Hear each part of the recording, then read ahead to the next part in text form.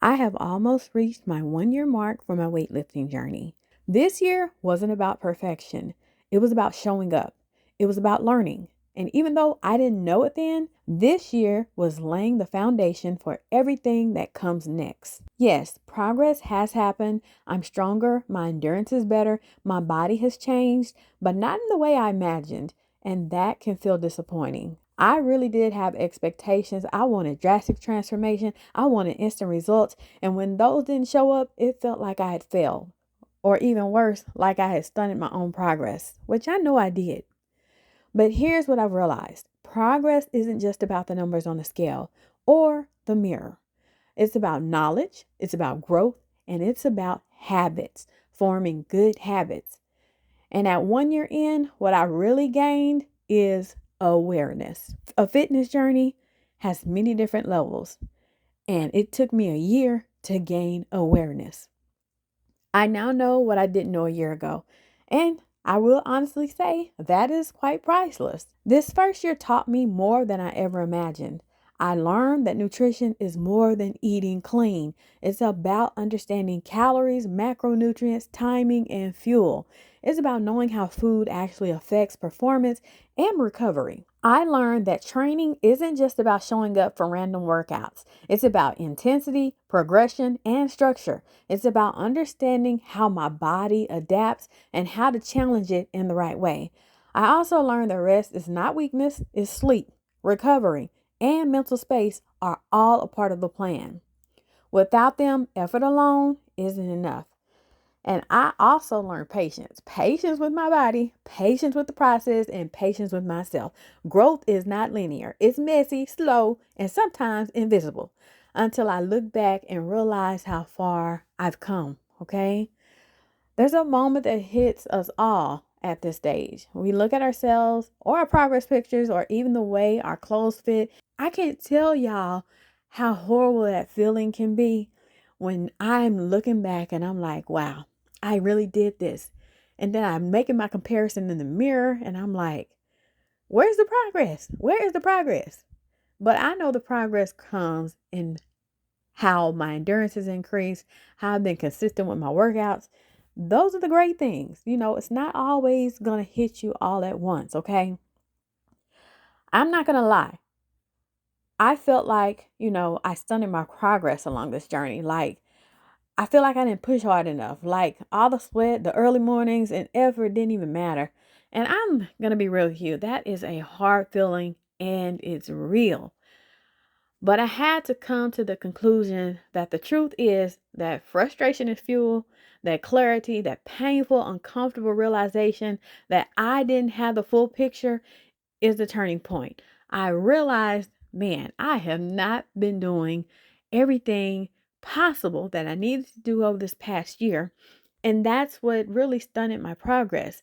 But in this process, I've also learned that there are different levels of understanding that I've got to get to in order for everything to come full circle. Because now I understand what truly moves the needle on the scale, okay? And with that knowledge, the next year is not just another year. It's the year that I explode past my old limits, okay? I pushed myself this past year. That means that the start of year number 2, I'm going to realize, hey, keep going, keep doing what you've been doing. But since my endurance is better, I know that I'm going to go harder, okay? This next year, what do I have to look forward to? What am I going to learn? This year, this particular year did teach me how to show up, but the next year, I think I'm going to show up smarter. I think I'll know how my food, my workouts, and my recovery will inspire my mindset. I'll finally see how all of the pieces fit together. It's going to feel great to stop guessing finally. Even recently, in this past month, I have lost 10 pounds. It feels good to know that I wasn't guessing and hoping that the number on the scale would go down, because I know for a fact I haven't been going over 1,500 calories a day. I've been doing my workouts, and I haven't been just choosing any type of foods to eat. I've been eating the vegetables. I've been eating the fruit. I've been making sure I'm not eating, too many carbohydrates. I've been getting my protein in. I've been making sure I've been getting enough water, enough rest, enough workouts. I've been coming full circle and making sure it all goes together. And I've lost 10 pounds. I feel like it was the easiest 10 pounds I've ever lost because I didn't make the mistake of just going in the kitchen and eating anything and everything and then hoping that the scale will move. No, I did it with intention. I did it with the understanding that if I don't hit my numbers that I need to hit, then I'm not going to see any progress. I know how many calories I need a week. I know how many calories I need to lose 2.5 pounds a week, which is what I've done. And I sat down and I wrote these things out so I could visually see them. I had to be able to understand how many calories does my body need? How many calories do I need to be in a deficit each and every week? I had to figure that out for myself, okay? It took some sitting down and some reading and some really understanding, true understanding of what I've been doing completely wrong this entire past year, even though I've been doing things right. So now it's finally time for me to stop repeating the same old mistakes over and over and over again because I finally have a plan that works for my body, not against it. And I've had some results, some great results thus far. They haven't just been physical because over this past year, I've made great physical results, okay? But I've gone further than that and my confidence, my energy, my resilience has skyrocketed. You know, with every drop of sweat, every tough day I've had, every moment of doubt really was worth it. It was, kind of terrifying at times, but it was definitely worth it because it helped me to grow mentally, not only mentally, but physically. And I'm able to put that all together and understand that if I'm not making everything work together, everything's not going to work at all. Okay. So I don't think this first year of my fitness journey was wasted. It has been my classroom. It has been my, you know, taking a step back, writing my plans on the chalkboard or the dry erase board that I have on my wall. It's been writing down the numbers and putting a plan together and really visually seeing how this is all going to go full circle. So right now, I feel like I'm ready. I feel like, I'm going to take what I've learned and turn it into unstoppable growth. Just take a few deep breaths in and out. I have this first year done. And, I know it's going to take at least 5 years to really set my plans in motion and really get a true understanding of what I really and truly need to be doing. But first year, I got the physical down. Second year, I haven't even made it. Maybe in another week. No, no, no. In another week, I'll hit my second year. And I feel like I've grown so much that I can elevate myself to really focus on the next step that's going to get me to where I need to be, which is my nutrition. This first year is done. I've got a lifetime of progress ahead. I've got this. And the next year, it's going to be even better after that. Okay. So I know that the journey gets hard sometimes. You look around and you feel like you're completely by yourself. It's like I've attempted to, you know, um, I really attempted to give pointers here and there, um, not just to myself, but to my audience. I shared, my fasting journey. I shared my workout journey with you all. I've shared recipes on my YouTube channel that I thought were healthy at the time. And now that I look back for those recipe videos, I'm like, what was I thinking? I really thought this was nutritious. It was delicious. But I really thought this was nutritious and that this was a solid, healthy meal.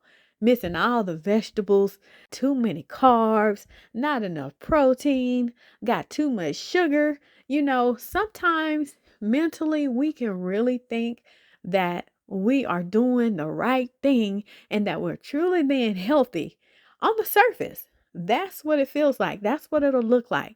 Okay, I'm going to I'm going to cook this extravagant meal, and not realizing it got too much salt in it. It has too much fat in it. You're eating too many carbs. You're just going overboard, and you really, really think in your mind that you're being healthy. And that was me for such a long time. And it really took me, and that's a step to your learning process too. So don't ever be ashamed of that either. I'm not ashamed of the fact that, you know, looking back, those recipes were heck unhealthy. Hecka unhealthy, okay? And I really thought in my mind it was really, really healthy, right? But it took me also realizing, okay, I'm exercising. I'm thinking I'm eating right. And I said, okay, it's not the exercising. The exercising is not the problem. So therefore, I had to do a full circle and say, okay, it's my eating habits. What am I doing wrong? I'm thinking that if I'm eating a salad, I'm being healthy, but guess what? I've got too much of. I've got too much cheese on it. I've got too much ranch dressing on it because I didn't weigh it on my food scale. I've had a food scale for the past at least 5 years tucked away in the drawer. And I realized I need to pull that thing out and actually use it. And so what I did recently, I began weighing, let's say, my mayonnaise. I began weighing my ranch dressing. I began weighing my cheese. I began weighing my protein portions. I began weighing my rice portions. I began weighing my potato portions. And I realized how much I was really overeating. I was probably eating 3 times the amount of food that I was needing at the moment, okay? But to me, in my mind, I was eating healthy. But it wasn't until I took that step to really visualize and see what it is that I'm doing. I couldn't break that habit, that cycle of eating the wrong foods or overeating foods and not eating enough of the right foods. I realized that my body is very sensitive to wheat, like eating oatmeal, eating bread, eating crackers. My body is so sensitive to that I've turned strictly to corn tortillas. So with each meal, if I'm having a meal, I'll have 2 corn tortillas at the max, okay? Because eating too many carbohydrates can stunt your growth. It can stunt your growth, okay? You only need the specific portion amount for each meal that you're eating. And by the end of the day, if you're making sure you're including vegetables, your fruit, your corn tortillas, your designated amount of protein that you set for the day, you'll realize that you'll stop overeating. You'll stop going over your calorie needs. You'll start eating what's necessary for your body, not overdoing it, okay? Now, I had to come to terms with all of this. We see all the food commercials, we see all the, foods that may be brought into our house, because I have a big family. They're not trying to eat, salad and unsalted protein and, drink green juice that I've juiced. They're not trying to eat that, even though they should be eating that. But in due time, each person has to come to their own understanding of what is healthy and what's not healthy. And I can just set the example. For instance, I don't buy a lot of the junk that I used to buy for my family. I'm trying to give them more fruit options. Well, let me take that back. I've always given fruit options. I've always given vegetable options. I've always given protein options. But the thing is, I was putting too much butter, too much salt in them, allowing too much, ranch dressing, too much cheese, too many carbs, things of that nature. It's a way to still cook what you are used to cooking on the norm, but just make a healthier version of it. You don't have to give up your favorite meals. You just have to cut out the things that are going to stunt your growth, that are not things that you really need. For instance, I love tacos. Okay. So when my version of making tacos over the past 15 years has been ground turkey, and once it's done cooking, I'll pour lots of taco seasoning into it. That taco seasoning is full of salt. Okay. It's no wonder when I would eat it, I'd have blood pressure issues. But in my mind, oh, this is healthy. This is just protein. No, it's not just protein. It's protein laced with lots of salt, lots of sodium. Even though we need sodium on a daily basis, when you're eating too much of it, it's going to backfire. It's going to make your body retain water. It's going to make your blood pressure extremely high. It's going to do those things to you. It's going to make you be super bloated, and you're going to wonder why the scale is going up because you thought you were eating healthy protein when in reality you were turning that healthy protein into something very unhealthy by what you put into it. Okay.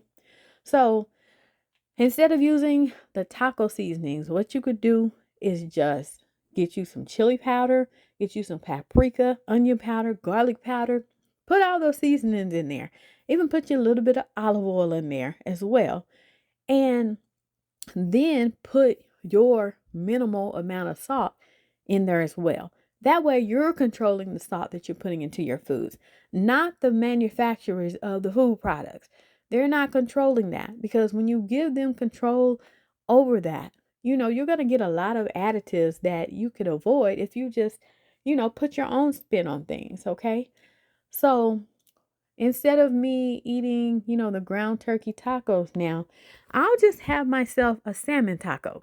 I'll bake me some salmon and let it cook, and then I'll chop it down. I'll put it on a corn tortilla. I'll put a little tartar sauce on top of that, and I will also